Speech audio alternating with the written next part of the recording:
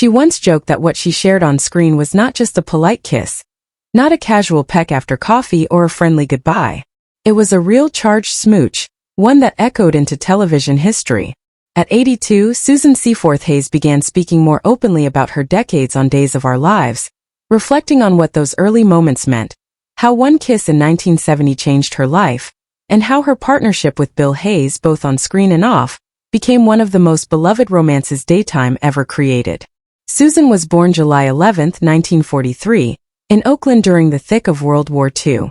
Her mother, actress and later writer Elizabeth Harrower, married Susan's father Harry Siebold just 3 months before he left for military service overseas.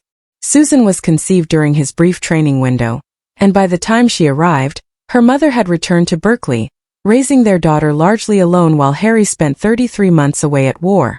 The family reunited briefly, but the marriage could not survive the separation. He left again, and by the time he returned for good, the relationship had broken.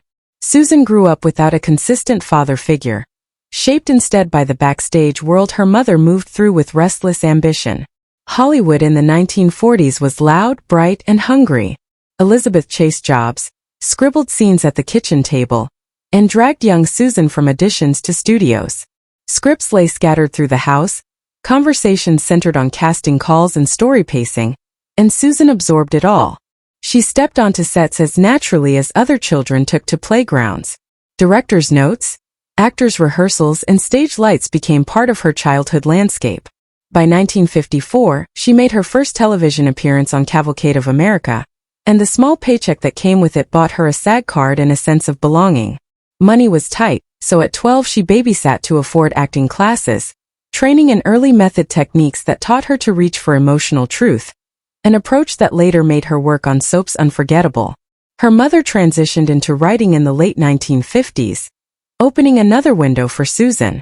She listened quietly during script discussions, absorbing the structure of drama and the way dialogue carried story week after week. This behind-the-scenes education gave her an understanding of performance deeper than most young actors possessed. As a teen she continued performing, appearing in community theater, then television roles that came steadily.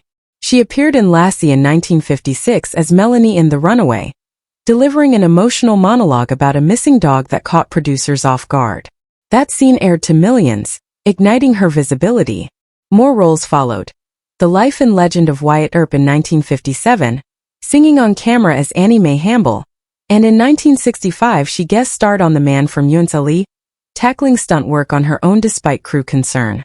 In The Wild Wild West in 1968 she played Delilah with flirtatious confidence, and fan letters flooded in. Casting directors noticed her versatility, accents, emotional range, willingness to take risks, and she collected credits rapidly, appearing on Perry Mason, Bonanza, Wagon Train, and even early episodes of General Hospital. Meanwhile she pursued academics, studying history at Los Angeles City College, weaving research into her acting. Performing historical monologues strengthened her ability to build layered characters. She graduated in 1963 with a thesis on early television pioneers, understanding the industry's roots just as she prepared to enter its spotlight. In January 1968, at 24, she joined Days of Our Lives as Julie Olson. She was the fourth actress to take the role, but within weeks her rebellious charm made producers rethink letting her go. Julie's first major storyline, a pregnancy scare during an era when daytime rarely touched such subjects, sparked controversy and attention. Audiences responded strongly to her intensity, and Susan became central to the show's evolving landscape. Julie experienced affairs, heartbreaks, impulsive decisions, and a turbulent marriage to David Martin, all drawing heated reaction from viewers and even religious groups unhappy with soap operas portraying divorce and scandal.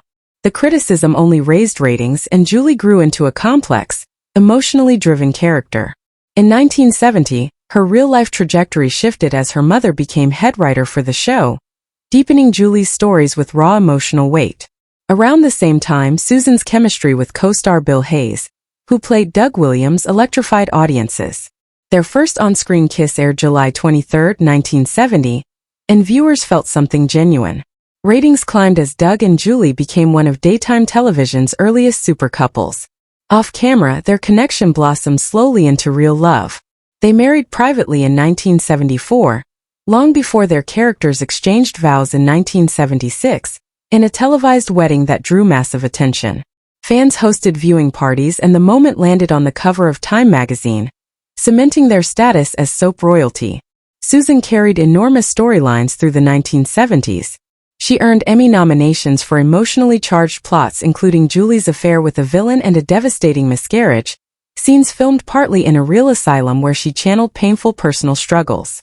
She endured months of prosthetics for a kitchen fire storyline in 1979, pushing through physical discomfort and dermatological warnings to deliver performance after performance. Exhaustion came, but she never stepped back. In 1984, she was abruptly let go due to budget cuts, sparking outrage among fans who sent petitions by the thousands. The outcry eventually brought her back, proof of the connection she had built.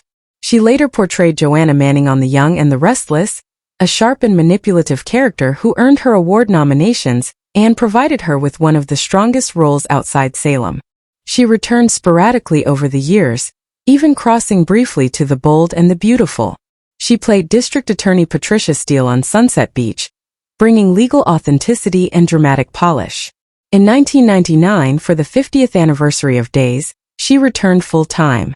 Julie reopened her inn in Salem and became central to a poisoning mystery that culminated in an unforgettable 15-minute monologue on grief and resilience, a scene replayed across early internet forums.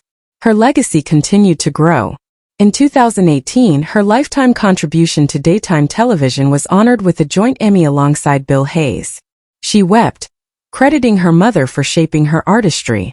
Later she earned nominations for a heartbreaking dementia storyline where Julie slowly lost her memories, including recognition of Doug, a scene made painfully real by Bill's advancing age and health struggles.